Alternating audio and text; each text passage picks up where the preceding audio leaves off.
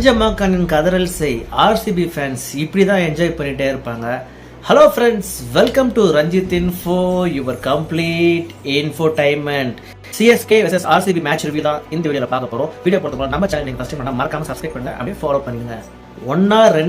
17 வருஷங்க, அதாவது 6155 நாள் கழிச்சு ஆர்சிபி வந்து சென்னையை வின் பண்ணுறாங்க. அதாவது ஒரு பையன் வந்துட்டு லாஸ்ட்டாக எல்கேஜியில் இருக்கும்போது ஆர்சிபி வந்துட்டு வின் பண்ணியிருக்காங்க. அதுக்கப்புறம் வந்துட்டு காலேஜ் போகும்போது தான் வந்துட்டு ஆர்சிபி வின் பண்ணுறதை பார்க்குறோம். அவ்வளோ பெரிய ஒரு கேப்புங்க.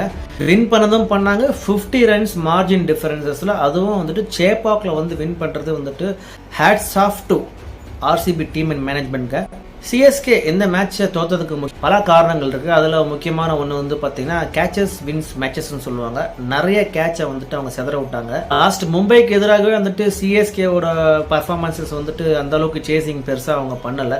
சீக்கிரமாக முடிக்க வேண்டிய மேட்சை வந்துட்டு லேட்டாக எடுத்துகிட்டு போனாங்க. இதுல என்ன தெரியுதுன்னா 190+ ஸ்கோர் அவங்க சேஸ் பண்ணவே முடியல.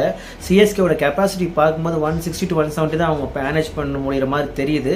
190+ ரன்ஸை சிஎஸ்கேக்கு அகேன்ஸ்டாக அடித்து அவங்க வந்து கஷ்டப்படுறாங்கன்றது இந்த மேட்ச்சில் கிளியராக போட்டு காட்டிட்டாங்க. ஸோ வழக்கம் போல் தோனியை வச்சு மங்களம் பாடுறது தான். ஸோ தோனி வந்துட்டு அஸ்வினுக்கு முன்னால் வந்திருக்கலாம். ஏன் அஸ்வினை அமிச்சாங்கன்னு தெரியல. அஸ்வினுக்கு முன்னால் வந்திருந்தாருன்னா ஒரு வேளை வந்துட்டு சிஎஸ்கேவோட ஸ்கோர் வந்துட்டு இன்னும் கொஞ்சம் அதிகமாக இருக்கும். அந்த மார்ஜின் ஆஃப் டிஃபரன்சஸ் வந்து பார்த்திங்கன்னா குறைஞ்சிருக்கும். இது வந்துட்டு தோனிக்காக வந்துட்டு பண்ணாங்களா, எதுக்காக பண்ணாங்கன்னு தெரியல. இது புரியாத புதிர். எல்லா டீம்ஸ்லேயுமே வந்துட்டு யங்ஸ்டர்ஸ் பட்டையை கலப்புறாங்க. சிஎஸ்கேல யங்ஸ்டரை எங்கே காணோன்னு வேற விட்டு தான் தேடணும். யங்ஸ்டர்ஸே கிடையாது. யங்ஸ்டர்ஸை ஐடென்டிஃபை பண்ணியும் இந்தியன் டீமுக்கு இப்போலாம் கொடுக்குறதே கிடையாது. யங்ஸ்டர்ஸ்க்கு பெருசாக வாய்ப்பு கொடுக்குறாங்கட்டா அதுவும் தெரியல. ஒரே குழப்பமாக தான் இருக்குது. பெஞ்சில் யாராவது யங்ஸ்டர்ஸ் இருக்காங்கன்னு பார்த்தா யாருமே காணோம். ஃபஸ்ட்டு 6 வந்து பார்த்தீங்கன்னா 10வது ஓவரில் தான் வருது. ஸோ 10 ஓவர்லேயே மேட்ச் முடிக்கிற சிஎஸ்கே இன்னைக்கு அவங்களே 10 ஓவர்லேயே முடிச்சுட்டாங்க.